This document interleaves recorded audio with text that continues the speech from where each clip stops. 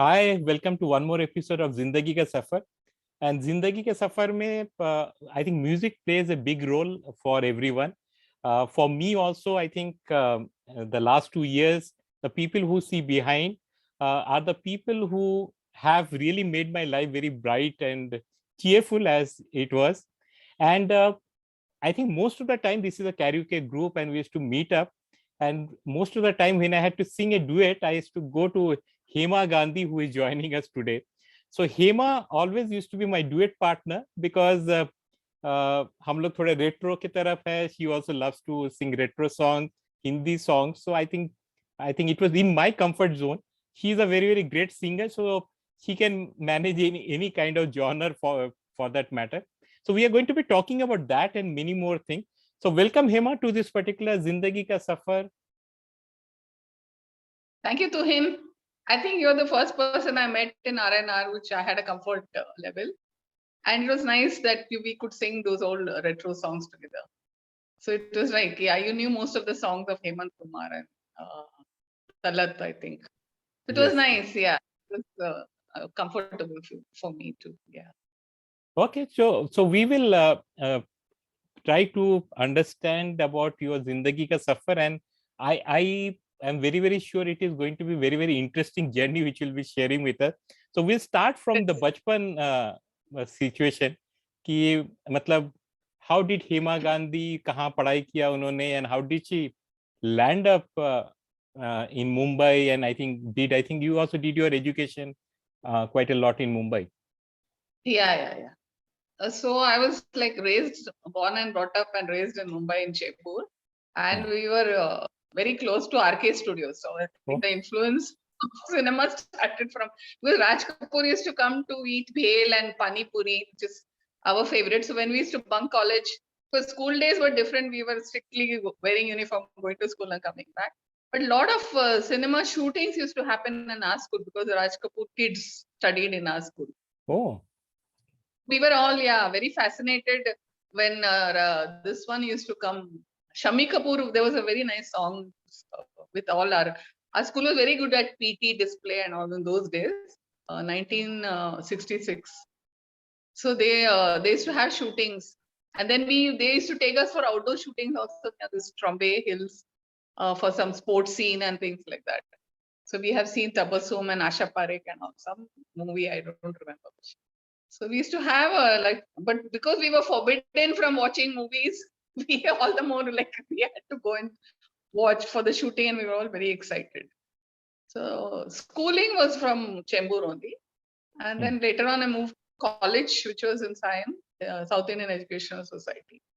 So till 12th I was in Mumbai, and later on we moved to the north, to Ghaziabad, Delhi, and all full eastern, western. When I studied in Delhi University. My post-graduation I did in Delhi University. So that there it was life was like, okay, normal, but coffee house and Connaught Place and all the historical things. So that was the educational part of the thing. You had very interesting influence from two things. One, Maharashtra and Mumbai, and more specifically, as you said, little bit influenced by the Bollywood industry. But the other thing, when you, for example, went to Delhi, did you find it the culture to be quite different than Mumbai? Is very efficient and professional. That's how you do. Because in Bombay, like the culture was so different. Like if you are Mumbaikar, you're so free. The movement is free. Girls have equality, and we were like, if I can say that we belong to the retro era. So those days, education was not like the great thing for girls. But Mumbai, we never felt that way. So all our parents have given us good English convent educated education. So there we never felt there's boys, girls, and things like that. It was so free. So it was like cultural shock when I went to Delhi. It was a cultural shock because it was so repressive in Delhi. The university and the mindset of people there. It was very tough traveling by the Delhi transport. At that time it used to be called DTU, Delhi Transport Undertaking. We used to call it Don't Trust Us, because the guys there, the men there, they used to, Kashmiri Gate was a changing point. So we had to take the bus from there, and all these office guys, secretariat guys, and all. It was very terrible. It was very terrible, and many people didn't talk English, so they used to think, "अपने आप को क्या समझती है," and all, like, because you tell, "Oh, take." I mean, don't nudge and all of this. It was very bad behavior in the Delhi buses in those days. So it was not easy for us to go. I had one friend with whom I used to go. It was very tough to study in Delhi University. It was very tough. Once you reach the campus, you're fine, but then the whole journey to the campus and it was terrible. It was not good. So from the campus, you didn't face from your let's say batchmates or other classmates. There was not too much of a thing, but or did you face that there also? No, I did masters in history, so there were not too many guys studying at that time. Oh, the more and only the guys to do Indian administrative services. A few of them from Bihar and Orissa, many of them had joined arts history because all our history papers were based on the IAS syllabus. So those guys who really wanted to do these Indian administrative services, they studied, and they were like quite serious about the study. So very few boys were there at that. So I didn't have any problem with the boys who studied in the arts faculty. Okay. You can hear me, na, Hema? Yeah, I can. Okay. There was a slight lag, so I was just okay. So I think school, college are the days which are quite. I think our only responsibility, so-called, if we have, is about just to study. But then did it change after, let's say, you got married, and also did it become very different?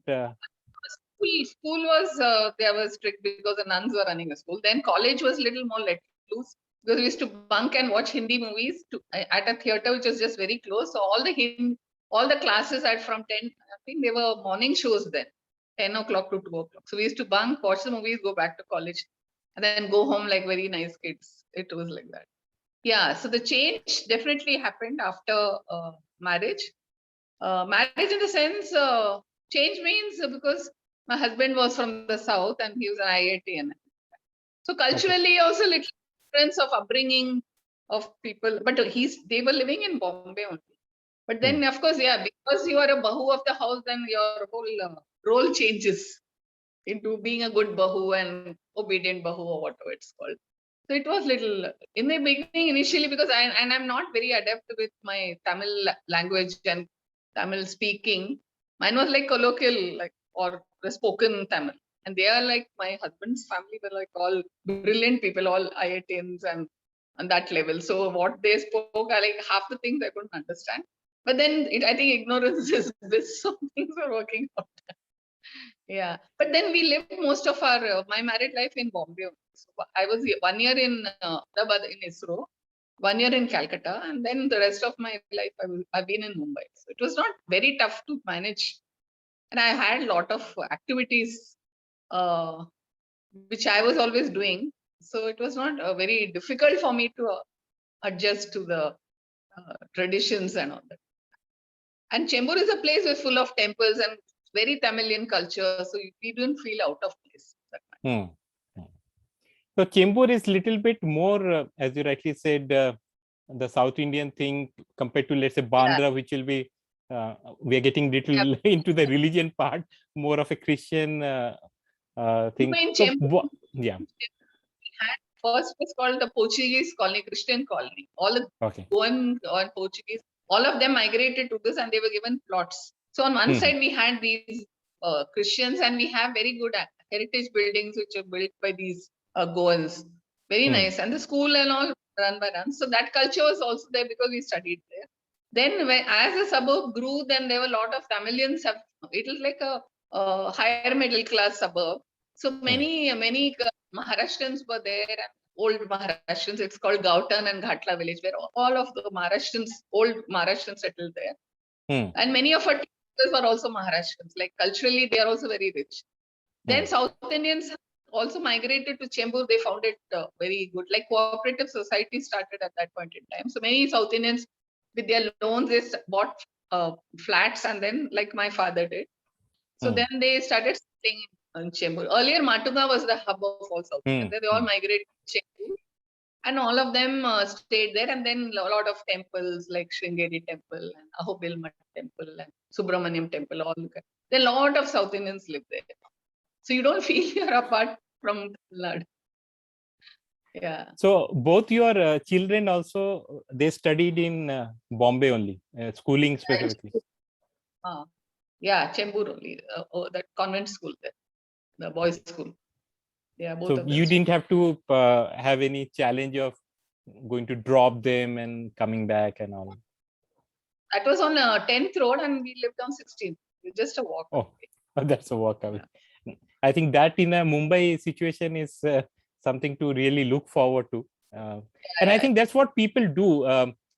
If you get in, and we realized that when my daughter was young and we had actually moved in, she was maybe 3 or 4 years old into Mumbai. First, we took the flat in Bandra and Bandra East. And then we're trying to look at schools in and around, and most of them were not willing to take her, saying, oh, we had a school saying that, okay, do you have a British passport and that kind of stuff and all. So then we realized you should actually find the school and then take a house or flat which is close to. My children got admission in Don Bosco School, which was in Matuga. But later on, the whole education policy also changed to that the school should be near the residence, because commuting for little kids was difficult. So based on your area of residence only, they used to allot the schools. So it had changed, the rules had changed. So I moved to Chembur. I mean, I was in Chembur, so I moved the children back too. So I didn't want them to commute to Matuga and Don Bosco. The school was good, but then you have good schools nearby. And now children have done well and have gone abroad and they are doing very well. So even if the school was good, bad, ugly, but it depends on the child. Very yeah, true. so Very true. Yeah. Okay. So I think coming from there now, I think as I know you, you have multiple interests which is there, and as you said, you were doing a lot of things which is. So let's focus on music first. So when did you? You must always be maybe singing, is my thought. But did you actually learn it in a professional manner, the ragas and everything? No. I learned Carnatic music. That was like the in thing, or it was compulsory, mandatory for every South Indian girl to learn Carnatic music. So either you have to learn music or dance or any instrumental music. So I have a base in classical music in Carnatic music. So that, of course, which I found it very laborious, because I had to go for the class. In those days, when you're in school and all, you just want to have fun with your friends, and none of them were learning. So my parents were very interested in Carnatic music, and my grandfather was a part of the music academy. So all of them like put pressure on me to learn Carnatic music. So it happened that way. So I have a base basically. So of Shruti and Tal. So do you remember, so you might also be in the school or maybe even in college, would have done some kind of performance in annual day and otherwise? In school, yes. In college, I was there only for 2 years. And then when I moved to Delhi, the environment was not very friendly for all that. But of course, in college, 2 years, I did a lot of social activities. And yeah, I did participate. I was part of all these associations you have. So those like speaking, public speaking, and this and that sort of.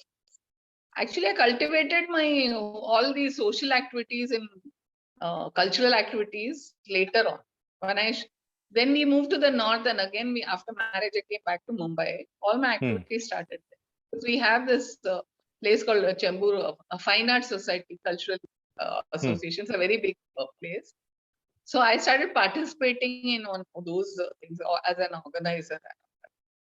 Yeah, in all those dances and all, of course, I used to participate in any cultural festival dances. But I was more interested in my art, like rangolis and things like that. So I'm setting up the place and decorations and visualizing the concept and all that. So I used to organize, more of an organizer than a participator later on. Yeah. Then after marriage, then it becomes a little tough to participate too much. So I used to do all these other activities like organizing. I was a chairperson for the ladies wing and stuff like that. I did. Okay, so continuing with, let's say, so when exactly maybe you would have done a music performance where it's not just like singing, but there is a background, either they're a live musician or now the in thing, which is karaoke. So when was it? How many years back? Maybe 15 years back, because somebody wanted to start something for seniors. Oh. At that point in time, I was hunting for some groups like that, and then we started with a group in Khalsa College, somebody known in Chembur. So we used to all go together, and we had live musicians. Then we started this public performance. Okay. In Hindi film. So the live musicians, music. So do you remember which might have been the first song you sang where there was a musician accompanying you? I don't remember exactly. I can't remember. Because one of all those retro songs.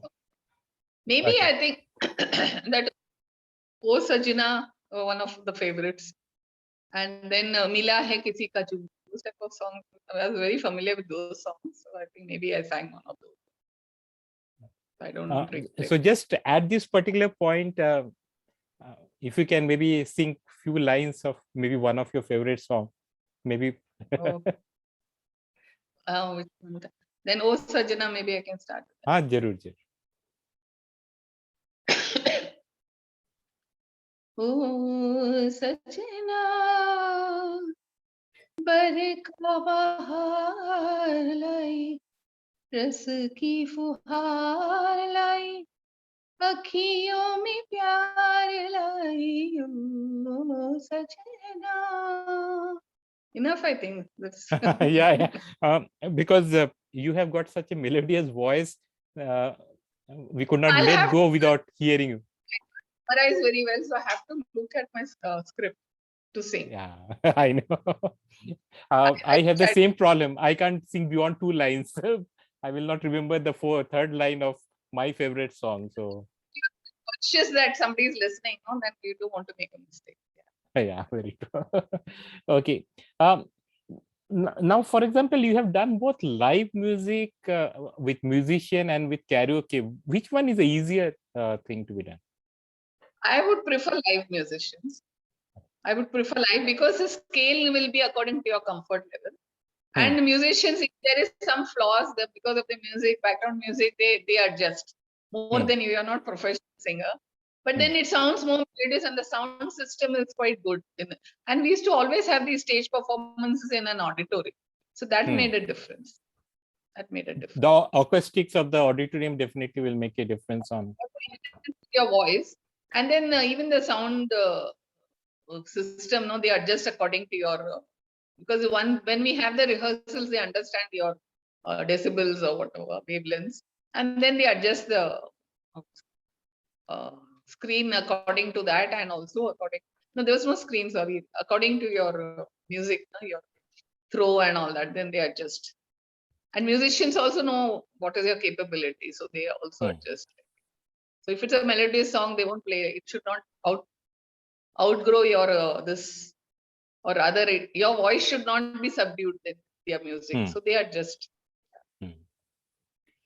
Now, compared to, let's say, singing solo vis-a-vis duet, which one do you normally prefer? I like duets because there are so many duets, and it gives you more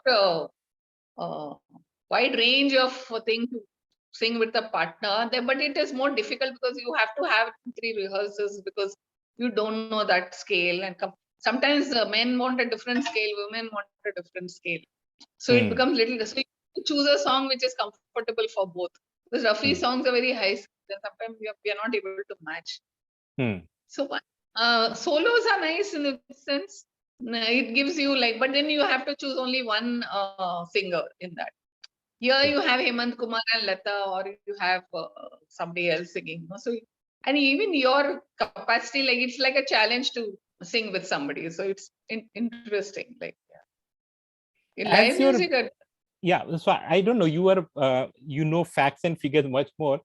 Just thinking aloud, is it will it be true that if you're looking at Hindi music, the number of female solos might be lesser than male solos. And I'm coming from the point that mostly our Hindi movies come from very male dominated. The heroes will have more number of screen space. So he might sing 5 songs and the heroine might sing maybe 3, 2 duets and maybe So, one sing.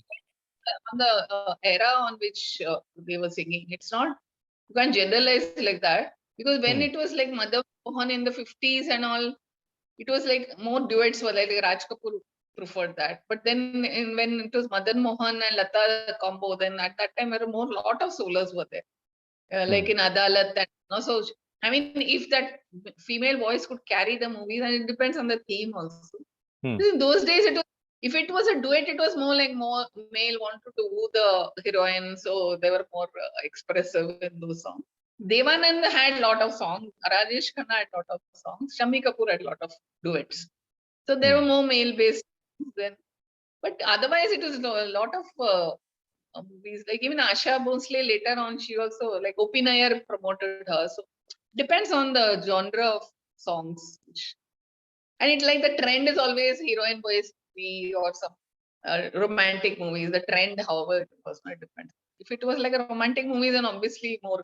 Devanand movies were all mostly Devanand based songs, Kishore Kumar songs. Yeah, because the songs were the way. S.D. Burman would always have duets, lot of duets. That is what I feel it was like that. Now, I from a think so. medium in, let's say, music as a, how do you listen?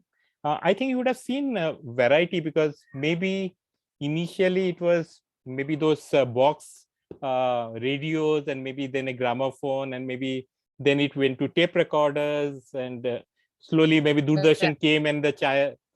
So did you also feel there was you discovered music more as the medium also evolved? No. I think radio is the best. Now also, no, radio, you're only listening to the song. Here, what happens when you, even if you put the same now, if you have the same channel, music with the videos available on any of those channels, like, but then you get distracted. You're not listening to the song intently. When those days we had only radio, in Radio Ceylon, we used to wait for Binaka Geetmala on Wednesdays. So that time we never felt the need. And what happens when you're not seeing the screen, you're visualizing something different. So if it is, the heroine is good, not good, if the picturization is good, not good, but then you're hearing the song intently, and then it is more emotive thing. No? So when you're listening to then you listen to the lyrics and the composition. Here you want to look at what Anand is doing or somebody else is doing. Nowadays, if you watch TV, you're not happy with the screen. You rather listen to the songs are not great nowadays. But even if Arijit Singh is singing and all, you just want to listen to his voice. You don't want to see whatever picturization is happening. So I think radio, and even now, if you put on the FM and all, you're always listening. No, that has a better impact. Because you're thinking like on the mood of your day or something. You're visualizing. When you visualize, there's more creativity, so you feel happy. Whether whatever has been picturized, it depends on the director. But music director enhances the movie. Suppose the picturization, some songs are so good, but the picturization is so bad, it's picturized on some vague heroine and hero. Then you feel disappointed. So you are using your own creativity. You're listening only to the composition and the lyrics. So that I think radio is better, or audio medium is better. And okay, coming to let's. Sorry, go ahead, Hema. Yeah. White movies was more impactful. Like that time, if it is a heroine-based movie, then if it's concentrating only on Madhubala's face or Wahida Rahman's face, you're watching her beauty. And it was not garish. The sets were not garish. It was simple, and they emote so well with their eyes, and so much expressions. So those things were really, and Sadhana also for that song Mila Hai Kisi Ka Jhumka. It's so simple and nice. So that time you really want to see those type of picturization, simple picturization. So any Guru Dutt movie, or for that black and white movies, like even when Devanand and some hero, he'll sing to Nutan in that songs. I don't remember the song, but then it was so like Chulbuli type of songs, no? So you feel like seeing the scenario there at that point in time. You were asking something. Yeah. So what I was asking is, so when you moved, let's say, for a very long period, we had, specifically in the Hindi film industry, we had Lata, Asha, and Guru that, sorry, Geeta that before that. And then from the, we had the three, you had Mukesh, Rafi, and Kishore. And then it just changed, let's say, in the 1980s, when slowly the new singers came. And there were a lot of beats and other thing along with their different style. So did you enjoy that also compared to some good music there also? Maybe Kumar Sanu as an example, or yeah. Rhythm-based songs you're talking about?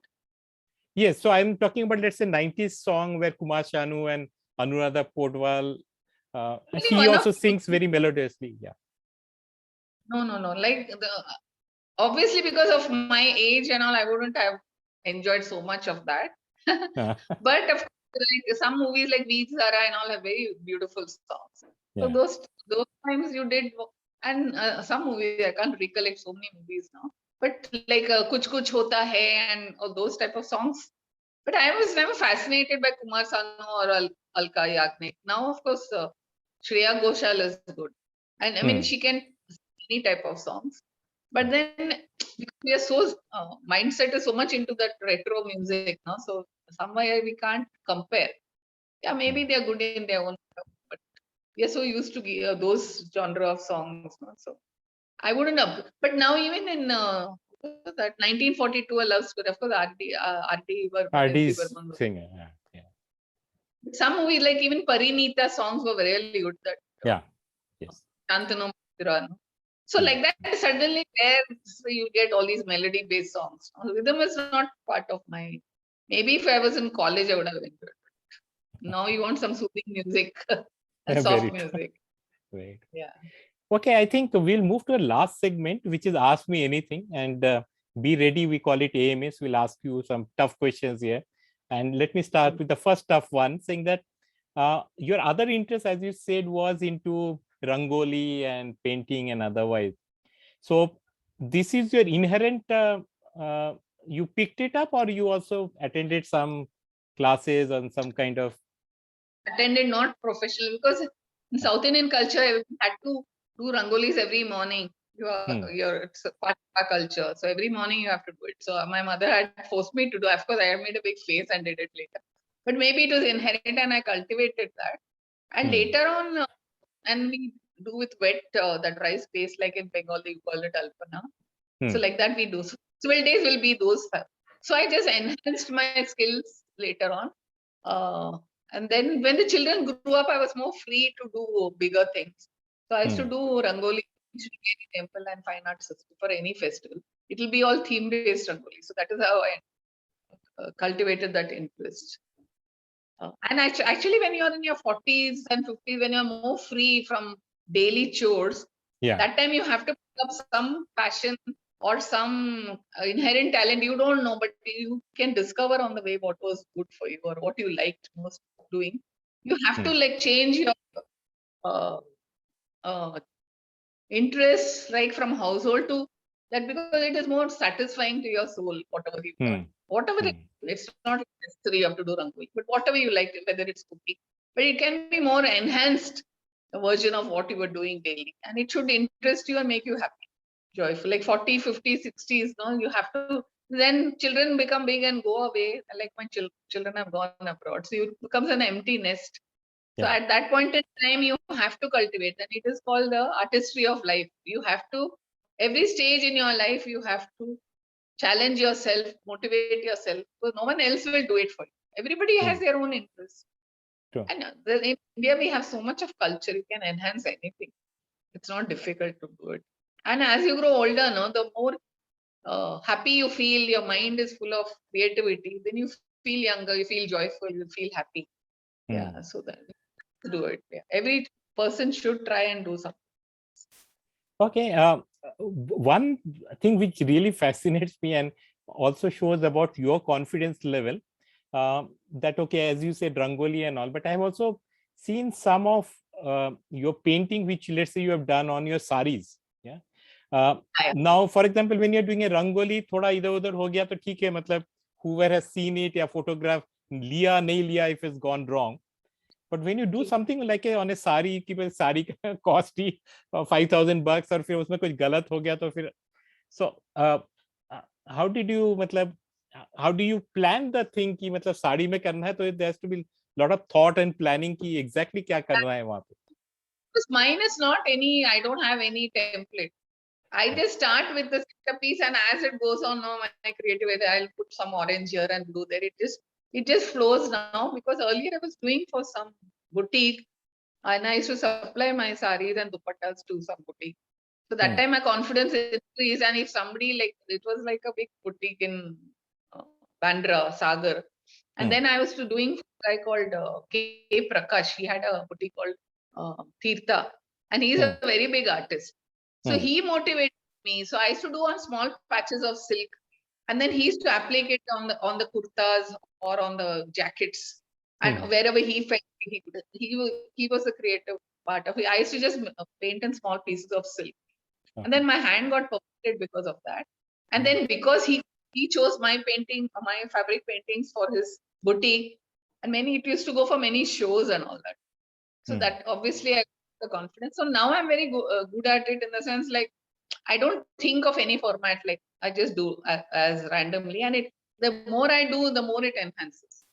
So I don't have any proper like formal training in that. So it's just a free, and I'm like I don't like anything regimented. I like to be free, like in my thoughts and my actions. So I just go with the flow. So for, as you said, your children are abroad. So one is in US, one is in Russia, and you have visited both the places. So culturally, how did you find them? Sorry. Both are in US. One, my eldest son married a Marwadi girl, and my second son married a Russian girl. Oh, is that way? Okay. But you had attended the Russian wedding, you said, no?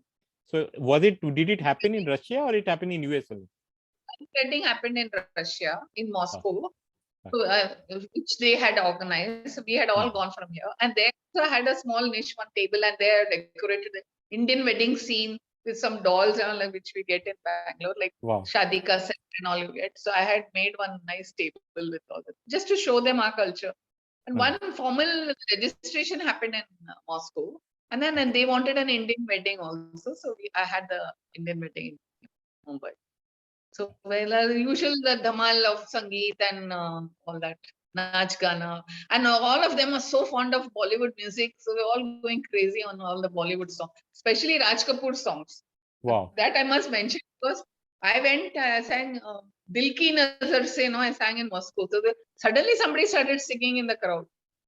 So they all fond of Raj Kapoor there. So I said, no, not bad. From Chembur, I took Raj Kapoor to Moscow and heard him there also. Yeah. So they were very happy. Then they came and danced to all this Punjabi Bhangdas and wow. I mean, Sangeet and Mehndi and all that. It's more colorful, no, Indian weddings. Yeah. So they were very happy. So now from a food, if we now look at food, for example, because you have traveled to a lot of places, not only in India, but you have also, let's say, travel abroad. So which might be a couple of cities or countries where you think if foodies should go? Someone who loves food, different kind of. I think it should be in India only. India only, yeah. No, because all foreigners now, if you go to US, now you should see the Indian restaurants are full of foreigners. Yeah. They're so bored of food. It's very bland. It's very. I like what I like food. What I had liked was in Istanbul.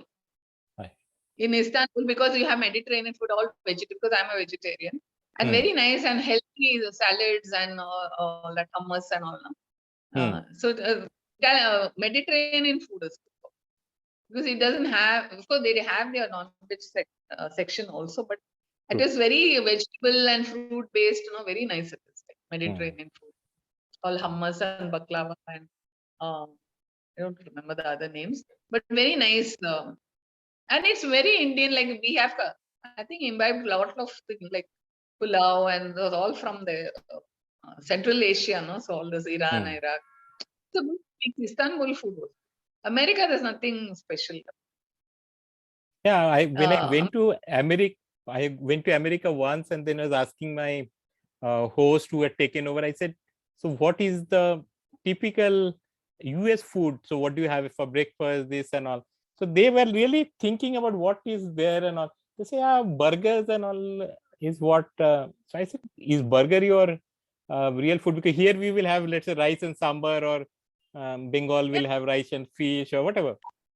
To eat Indian food, that whole and all these guys, no, if you go to the Americans or foreigners, if you go to the restaurant, you're buying one burger or pasta or whatever pizza for $8, one big piece, and they are biting into it. It's not getting over. Then they'll drink Coke and whatever. But in that $8, if you go to Sharavana Baba, which is very close to my son's thing, or any Indian restaurant, you get a thali full of food, like Yeah, some yeah. 10 countries, Rajasthan, Gujarat, Andhra, South Tamil Nadu. And if you, it starts with your starters, which is like idli, dosa, upma, pongal. That's like filling. And then you go to the main course, which has like some 100 dishes. And then you get dessert also. So they all like, for 8 to 10, they like, they don't know, they have so much they talk, like they're, and it's like different taste to this thing, your palate, like Yes. all your taste buds are like met with, sweet hai, kharam hai, whatever you call it. So people are very happy with the Indian food. Now everybody, now even Priyanka Chopra started a restaurant in New York. Oh, is it? Yeah, it's called Sona or something, and everybody is going and eating all that Indian food there. Yeah, so Indian restaurants do very well. And I Yeah, think and foreigners want. as you said, in US, Indian restaurant, if you go, many Indian restaurant, and I think 80% will also during the lunchtime specifically will have a buffet. And same $10, $12 will have a buffet. So take a 700, 750, matlab you get a whole choice which is there in the buffet. Maybe $10, but you get the whole range, like from starter to main course. Yeah. And one thing is that besides the buffet food and all that, Bombay street food is also very popular. Oh. Like anything pav bhaji to like every state has its own street foods. So True. Street food, like whatever you see that it satisfies your stomach, gets satisfied only when you eat street food. Like in Bombay, like we grew up eating bhel puri. So there's one restaurant in where my son lives. It's called Bombay Chaat. So that's so crowded. Then India Bazaar is there. Taj restaurant is there. It's called Taj Exports. But everywhere you find the chaat is also like, how many varieties of chaat you get? How many varieties of street food you get?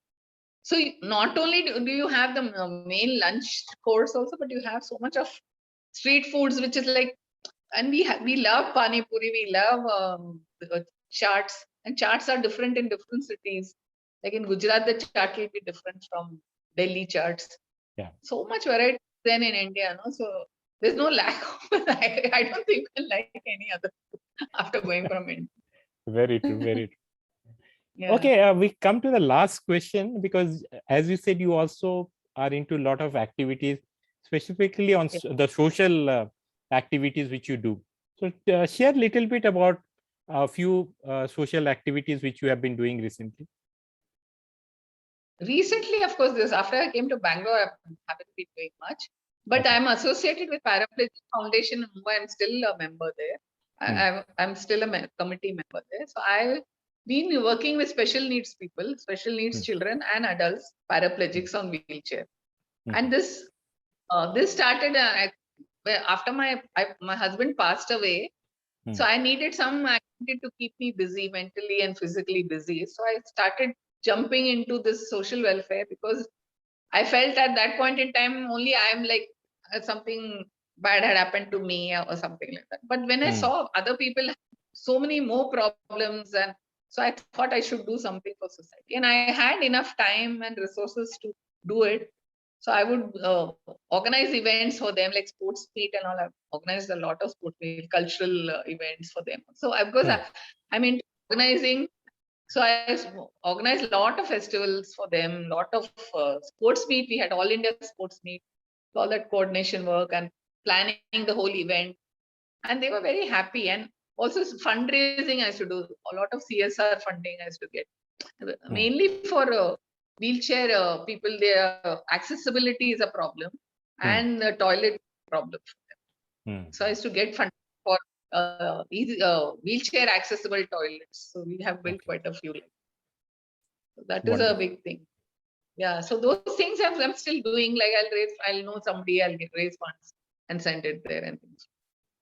And organizing events was one of the main things. We used to have every year sports meet. And so cultural, social, and even I was also associated with the United Nations Association in Mumbai. So there also all these UN related activities we used to do, organizing seminars and those type of things also. So I've met a lot of personalities, and each time you have an event, you're seeing people, hearing them speak, it enhances your personality also. Like so many people, so many people have come and I've met. I met Nobel Peace winner. I met him also. Then that Anuj Gupta also, he's with this. So like a big social related. I mean, and even Medha Patkar, she's from Mumbai. So a lot of like I've met Sudha Murthy also. Big personalities in doing social work. And philanthropists I have met. So like that, you get to know like what people think, how they are doing, what they're doing for the nation. Whatever little you can do, you learn to be more confident and learn. And when you hear them in the seminars, when they talk, I had gone for some Dalai Lama. So it's a lot of things spiritually and culturally and social with I have done. So it has really, so maybe that is why then we have to count our blessings that we have had this opportunity in life to do for somebody, and you really feel good. And I think you have to do something more than what you're doing from your comfort. You have to challenge yourself. Yeah. So that enhances life also becomes more interesting because you're doing something different at every stage in your life. And now we have the time and ability to do so. Why not? Family commitments don't tie you down, so you're free to do it. So it does. वो जिंदगी का सफर में जहाँ हम मस्ती के पाठशाला में थे, स्कूल से लेके अभी जिंदगी के पाठशाला में आ गए, तो जिंदगी के पाठशाला में बहुत कुछ सीखने को मिलता है. And also I must tell you at this point that because of staying in the north, my Hindi has improved. So South Indian speaking good Hindi, and also because my daughter-in-law is Marwadi. They're all from the north, so you have to keep up to their level of Hindi. And so this Hindi became very good because I went to Delhi, and that the best part of staying in Delhi was my Hindi. To learn grammatically, you speak well, and you have to give respect to anybody. छोटा बच्चा से लेके बूढ़े तक आपको आप ही बोलना पड़ता. And Mumbai Hindi, you know how it is, no? So from that Mumbai Hindi, अरे समझता है आपको उस टाइप से लेके आप करके चले, आप पहले आप वो सब करके आगे अपने जिंदगी की सफर यहाँ तक तो पहुंच ही गए.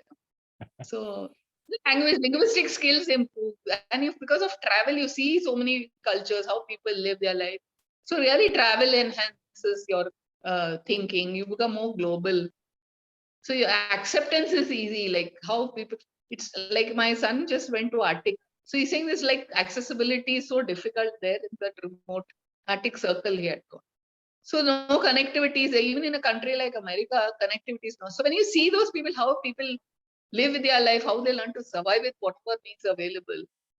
So then you learn how fortunate we are to be in this country, and with so much of thing, and we are learning to live with so many differences and so much different cultures. So you feel good about yourself that you had this opportunity and get out your blessings. Now I have come to Rag and Rhythm. I met another group of people who I felt so comfortable because so many of them, I mean, you didn't feel you have not met them in your life. You're like part of a family. True. So all the more you felt enjoyed. And I was like, even though I'm a senior citizen, everybody thinks like this lady. I mean, they give respect, yet they're in a nice comfort zone. So music brings you together. So music doesn't have any barriers. It was a really nice journey from where I was to here, Bangalore. Now I'm going back to Mumbai. So, okay. Yeah, so back to Belpuri and Mumbai language. Yeah, so I think Bangalore will miss you. Yeah, maybe, I don't know, but Bangalore, what I felt in the Bangalore has so much of culture. So again, I'm taking a lot of memories and things, like even the Vidhan Saudha was such a beautiful structure to see. So every time I used to come from meet, I had to pass by that Vidhan Saudha. Then there are so many temples, and culturally people are very polite and good. They're really rich also. Every time there's all these festivals. I mean, it is a real, like, deep-rooted culture in the South, in Bangalore. So that which I like, we I take back those good memories of art and culture again back to Mumbai, because Mumbai doesn't have so much of. There are the structures and architecture only in the South Bombay you have all that, British structures. So that every place has its unique personality. So then you, if you absorb everything, then you feel good. That yeah, 3 years यहाँ जो बैंगलोर में मैं रही हूँ, तो उसमें भी और कुछ सीखने को मिला है. So every time you enhance, enrich your life with all whatever memories are there and which you see and observe, and meeting people, seeing the place, all that definitely makes a difference. So that the confidence goes, and you're able to talk. Of course, I've not been able to pick up much of Kannada, but still people have, I think, learned more of Hindi now, I think, in Bangalore.